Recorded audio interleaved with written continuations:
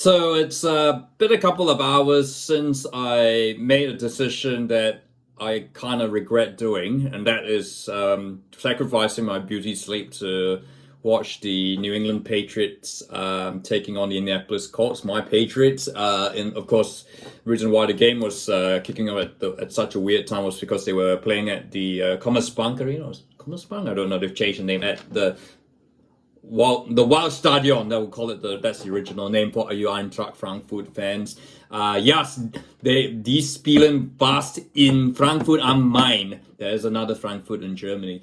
Anyway, I'm not gonna bore you with my terrible German, but yeah, so the Patriots are playing the Colts. Look, I expected this game to be absolute trash. God knows why the NFL is chooses to subject its international viewers by sending them the leftovers the dog didn't want. But in any case, yeah, it's the Pats. It's caught, and I thought I was up. Liverpool were playing Brentford at the same time, so I ended up waking up at 4:30, so it wasn't too bad. But yeah, look, this game was trash. Really, there was only one TD, Jonathan Taylor. But look, I expected this game to be garbage, but yeah, to be honest, I think it was far worse than we had expected. And yeah, which kind of leads me to this is going to be a bit of a Pat's rant. So look, I've been wanting to do this for a while, but I think it's now a good time to talk about it. Look, it looks like the Patriots will be destined for a losing season unless they they're now 2-8. They go into the bye, and so really they're going to have to win the next 7 games after the bye to finish with a winning record of 9-8. But really, the next game is against the Giants, and then they've got the Chiefs and all that. So not going to happen in any case. That's the best case. It'll be highly unlikely scenario.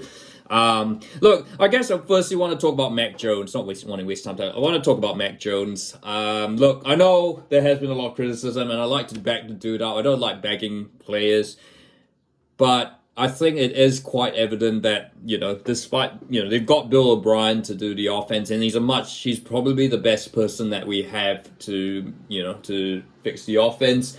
And it hasn't, look, unfortunately, and he has improved, but unfortunately the improvements are, let's say, they're not gonna turn him into the elite quarterback that Patriots fans want to see. Certainly what Rob Kraft wants to see if he wants to start another dynasty. And look, I guess in this to be honest, the Patriots offense in this game was if you're taking in the run game, the run game was actually really good. Ramondre Stevenson, Ezekiel Elliott actually ran the ball really, really well. Whether it's down to the Colts choosing not to compress blitz, when the Pats are in their half, remains. I guess but look, the Stevenson and Elliott definitely ran the ball well. And Elliott's really finally coming into his own as a Pat. But I guess the trouble is, obviously, against the Colts, you need to have that variety, and that the same old problems that have dogged the Patriots all season certainly in the red zone. You've got someone like Douglas, Devontae Parker, I really think he really has been pretty disappointing. Demario Douglas has shown, but he's still quite inexperienced, and I'm not sure he's going to be the elite wide receiver that we need. And then, and Hunter Henry's really our best reception, our best receiving option at the moment. So look, Jones did make some good passes, but it's just the critical plays under pressure in the red zone. He's been absolutely abysmal, and he threw a really shocking interception. The sad thing, of course, is Bailey Zapp came in. Pretty brutal, I'd say, for Mac Jones. Bailey Zapp came in and was not much better. He threw probably one of the worst passes you'd ever see on a rush off on a 2-minute offense, and that was pretty much ended the game before Pretty much the Pats had no chance there. Look, although to be honest, I thought that them getting the first down from the 4th and 1 was a bit lucky. I didn't really think there was forward progress there, so maybe there's a bit of justice. But nevertheless, yeah, look, look, Patriots defense worked pretty well. Look, we kept the Colts to 10. We kept the Colts point to 10 points. But when they really that Pats defense really obviously it deserves a far better offense. Bill O'Brien is a great coach and he's done great stuff with the Texans, with the Pats. But I think it's evidently clear that the personnel that he's got to work with is just very, very limited. Look, I mean, you're looking at your longest receptions 30 yards to Mario Douglas, the rest 19 Ezekiel Elliott, Gesicki 11, Boots with 11, Juju Schuster who really hasn't appeared. So look, I guess what do we do here? I mean, it looks almost certainly like we will be in the top 10 of the NFL draft. There's obviously the talk about tanking for Caleb. But, I mean, tanking for a QB is, firstly, it's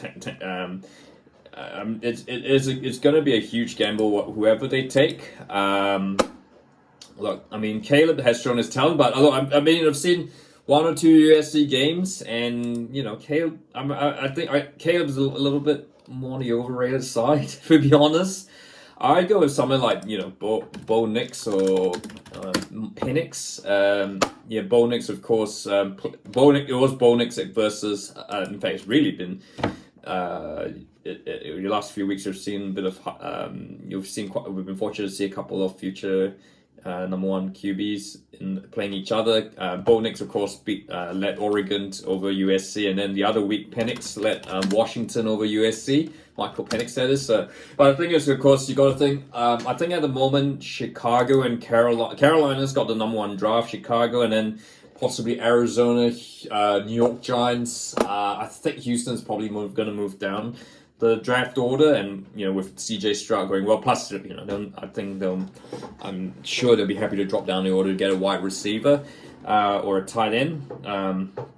But yeah, so that kind of, it puts the Patriots suddenly looking like they might very well be top 5 of the 2024 NFL draft. And the other thing, of course, Arizona is going to get Kyler Murray back, so I think they'll start to win a couple more games. And so yeah, it's I think we find ourselves suddenly in a good position to get a quarterback.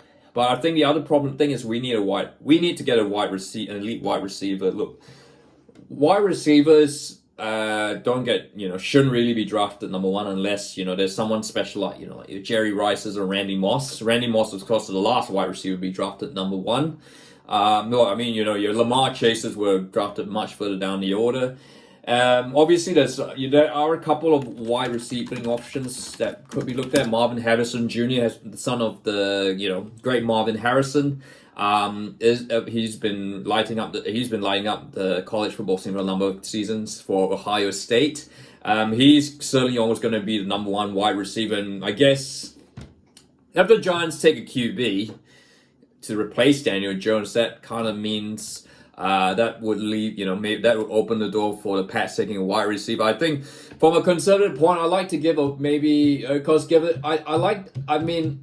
giving Mac Jones a bit of benefit of the doubt. I know they've spent a bit. Maybe perhaps seeing if they could give him an actual wide receiver he can throw to could help. And I guess the other, although I would not be surprised if they end up going QB and wide receiver in the 2024 draft. The other person, of course, is a tight end. Mike Gesicki is clearly not the guy for the future. Of course, there's Brock Bowers from Georgia, who is going to go up really high. He could. That's another option.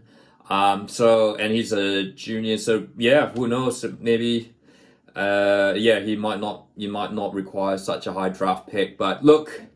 That's a rant about the Patriots. It's God knows what. I could really repeat this every week except for next week when they have to bye. It's probably going to be a good break. But yeah, what could do the Patriots need to do? The dynasty's clearly over. I mean, I think there's also been a lot of talk about Bill Belichick, which actually I should briefly address. It's a little bull. He's actually re-signed an extension. Look, they might trade. So talk about him trading him to the Bears or Washington Commanders, but I think that's that's hilarious. Anyway, if you do like this video, feel free to like and don't forget to subscribe.